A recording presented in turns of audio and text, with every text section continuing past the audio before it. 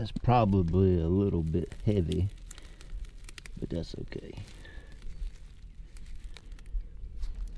Got me 2 little buckets right here growing. Look at that stuff.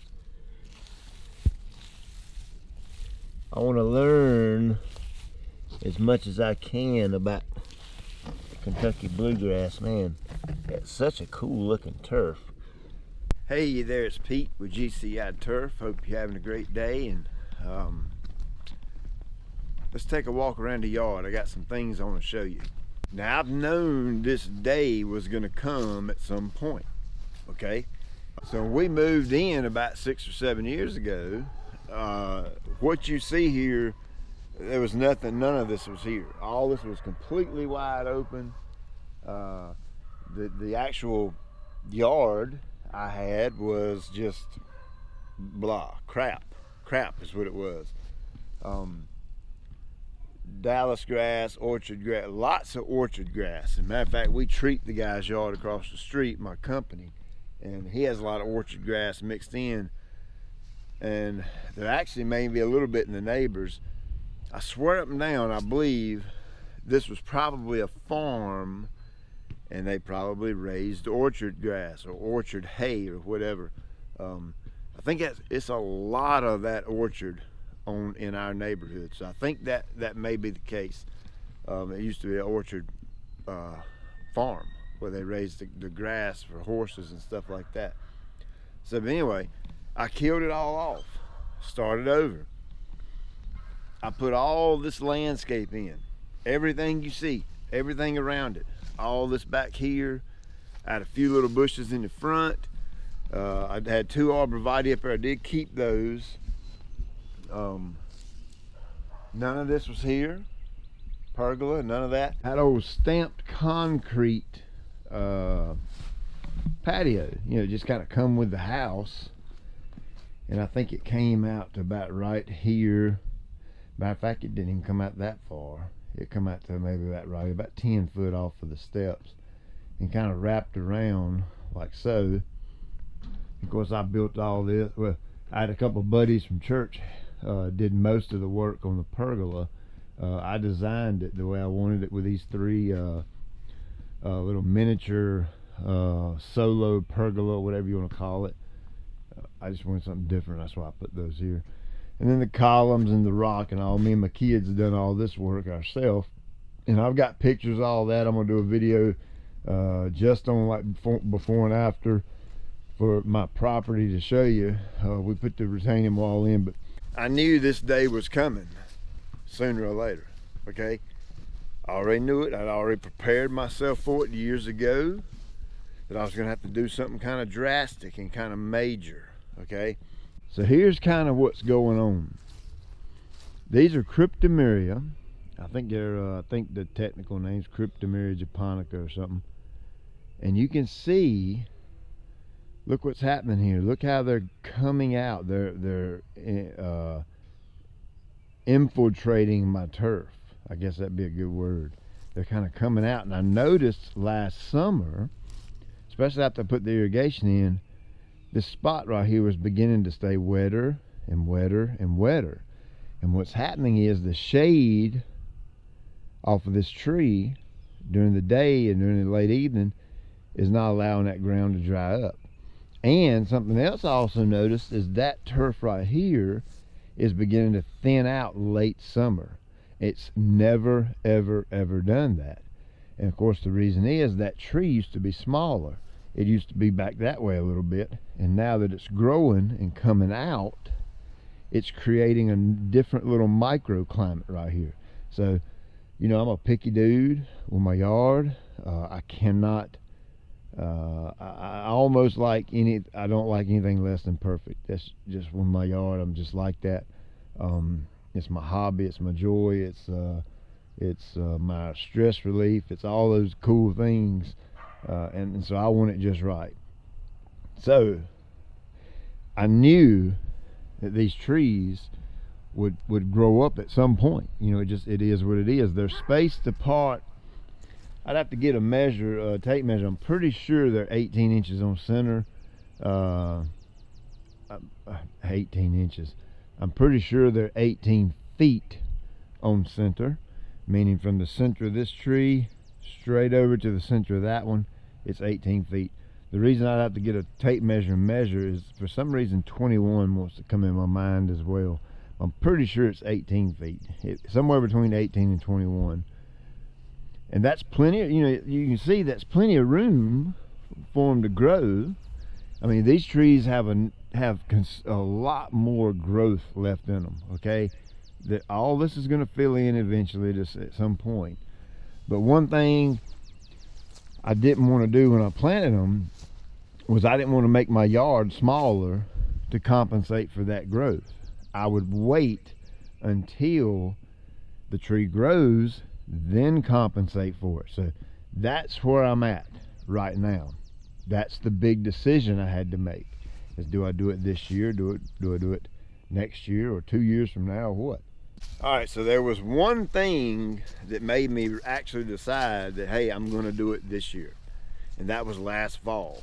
I don't know if you've been following me. If you live in North Carolina, you know exactly what I'm talking about.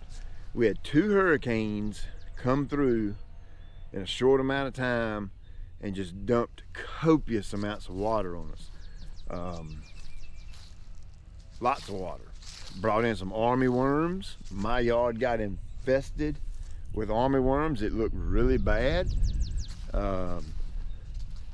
Gray leaf spot, grub worms, all kind of issues going on last fall. I'd actually seeded my yard 3 times to finally get it to come in right. Okay, and on that 3rd time, I had lots of bare area out here. Okay, so I took that opportunity to test out something new, Kentucky bluegrass. So my yard is now 75% turf type tall fescue and 75% bluegrass. It was a good time to try it, so I did. So with that being said, that's the reason I chose this year.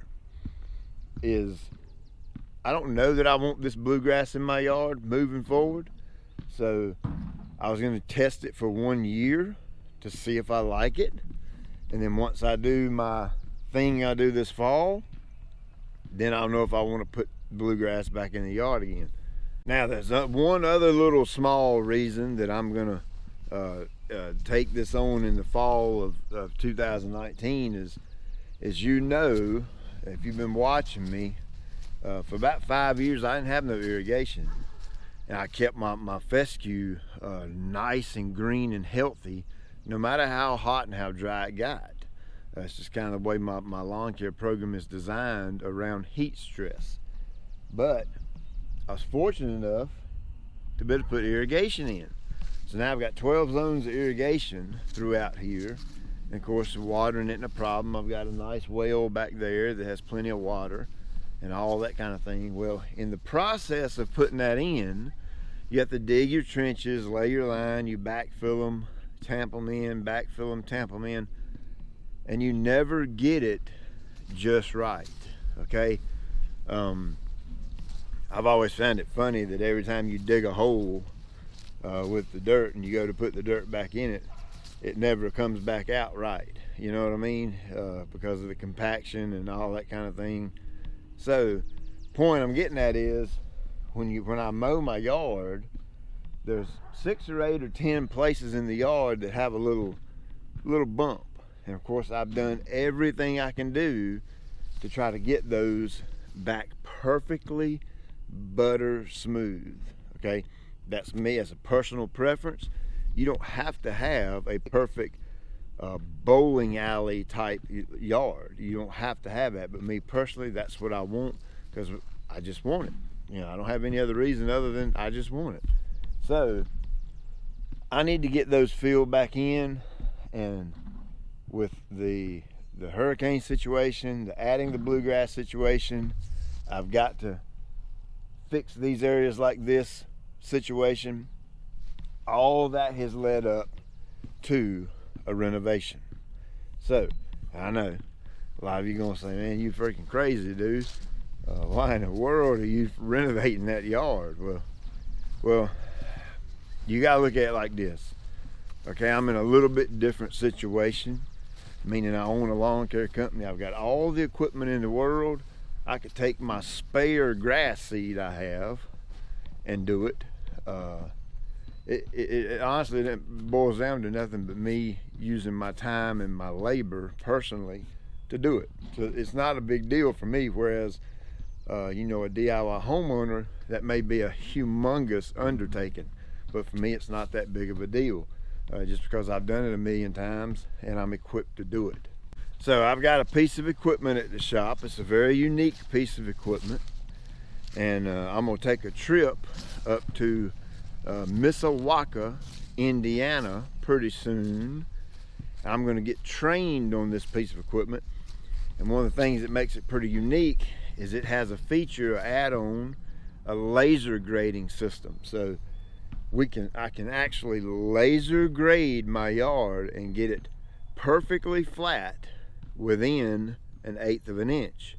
Okay, and that'll allow me to kind of dig the yard up just a little bit. We'll kill it off. You'll see everything. I'll show you the whole process.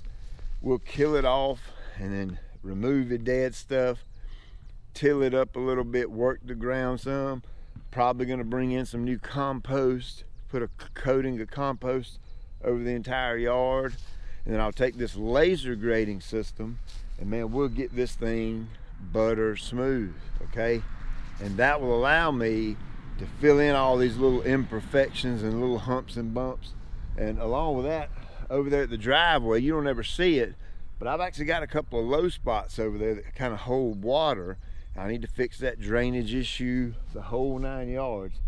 Out there by the road, that used to be a culvert or a ditch, you know, like a V ditch. Well, I got permission with the state 6 years ago, and we filled all that in because my property here is sitting on a high point. Up there on the corner, the water breaks and goes that way, and then the water breaks and goes this way. So the ditch really wasn't doing me any good other than just being a nuisance to mow. So that's why I filled those in. All right, so that's kind of everything over the yard. And my fix, I'm gonna show you how I do all this and do it in stages. But my fix over here for the cryptomeria and where they're meeting the grass is my yard's gonna get a little bit smaller. I'm probably gonna come in about 18, maybe 24 inches. And the entire bed, or the entire edge of the turf, I'm gonna pull that in, okay? So my yard's gonna get a little bit smaller, but it'll also fix my issue I'm having right here with the grass being too close to the cryptomeria. Spots like this little strip I've got right here between the crepe myrtle and the liriope and my natural area, this it looks great right now. It does good right now. It does really good up until about the 1st of August, when these trees right here start having a lot of dense foliage on them. This starts really thinning out. I'm just not, I don't like fighting those things, okay? I would rather work with the microclimate than work against the microclimate. So chances are I'm probably going to take this bed and kind of bring it around and attach it right in there somewhere. This will become mulch or natural area. You know, I can plant some more bushes or flowers or whatever there. So we'll do that. Of course, I'll tie it in over here on this side as well, make it kind of all flow and look good. Look at that. My house has not been pressure washed since we moved in. I haven't done it. So that's another reason that this year is going to be kind of a upgrade year for my property, my yard, my house. Is I need to pressure wash all this, all my gutters, my siding. It just looks really, really bad. My roof, I know you've seen the flyovers. I've gotten multiple comments on that. Hey, Pete, man, your roof looks pretty bad. Clean it. So we're going to clean the roof too. So all this is kind of leading up to a lot of work that I got to do this year. And then for the next, 4, 5, 6 years, I just get to enjoy my yard. All right, so here's another reason I'm going to embark on all this. Here's my flower beds. You've seen my flower. I didn't do pansies this year, this past fall, simply because I knew I was going to have to do all this work this summer. So here's the deal. Here's my irrigation. This is when I originally bought the house and installed this sidewalk was not here. Okay, I installed this, and at the time I didn't have irrigation, didn't have the money to do it. So what I did was I run 2-inch funny pipe. It actually runs from over there and comes around here and comes in. It goes right through here, like so. Comes right up there, tees off, goes under the sidewalk right here, goes out there. I ran it through the driveway pipe and over to there. So that's 2-inch funny pipe, and I had it hooked up to my water spigot, you know, the thing on the wall right there, and that was supplying about 6 or 8 heads. Well, you know as good as I do, that don't work. That's not enough volume of water to supply all these heads. So when I put my irrigation in, I tapped the funny pipe into the irrigation system, and it's still not quite enough. I actually need a 1-inch line coming over here, stop, valve, control valve, then I need to run my heads. So I've got to kind of redo my irrigation in my flower beds too. That's just another good reason that led up to me doing this big project in 2019. So hey, there you go. I know this has been a long, wordy video, but I'm sorry about that. But I just want to cover a lot, so let you know what I'm gonna be doing in 2019. Got a bunch to do. I'm strongly considering, while I'm doing this, is out there in the test plot, is to go ahead and while I'm having dirt brought in, is to fill in that ditch out there, make that flat as well. I might even put irrigation back there. Maybe. I'm thinking about it really hard. Of course, money's got a lot to do with that. I got to see how my budget goes, my time goes. I may end up doing that next year, but we'll see. But that'll give you an idea of what I got going on. So hey, keep your eyes out for it. The video's coming up, and we'll get it done. Right now, I gotta prune all this dang jungle right here, and I'm gonna start filming this. Check you later. I want to do something a little special this year. I mean, I don't know, special, I don't know what you call it, but a friend of mine sent me this shirt, New York Police Department. Okay, you know that I'm a avid supporter of law enforcement. Okay, my brother's North Carolina Highway Patrol. Very grateful and thankful for him and for all of law enforcement across the country. I know you guys get a bad rap a lot of the times about, you know, this and that or whatever, but I'm the guy who supports you. Okay, I stand with you or behind your back or whatever. You have my 100% respect, along with probably millions of Americans. And what I'm gonna do is I'm gonna tell you where you can send a shirt with your local law enforcement agency. I don't care what it is, SBI, FBI, Atlanta, Georgia Police Department, Illinois State Highway Patrol. I don't care what it is, as long as it represents law enforcement in your city or your state in some type of way. I want you to send me those shirts. I wear a XX, sometimes a XXX. I want a XX or XXX, and a t-shirt, short sleeve t-shirt, and then I'll wear your shirt in every different video I do this year. I'll just make it a point to put that shirt on, and I'll rotate them out depending on how many I get. So that's just a simple way for Pete and Pete's family and GCI Turf saying thank you for your service to the community and keeping folks safe. And that'd be an honor for me, just to be honest with you. I'd love to be able to wear a shirt from law enforcement from all over the country, different cities and states. Now what I'm gonna do is, in the description of this video, I'm gonna put an address in that video, and that's where you can send the XX or XXX law enforcement t-shirt. Okay, like and subscribe and share. Man, I got a lot of video work to do and a lot of work to do in the yard, so it's gonna be a lot of cool footage. I mean, might get some ideas off of it. We're gonna go around here and look at the landscape plants and all, and why I done this and why I done that, and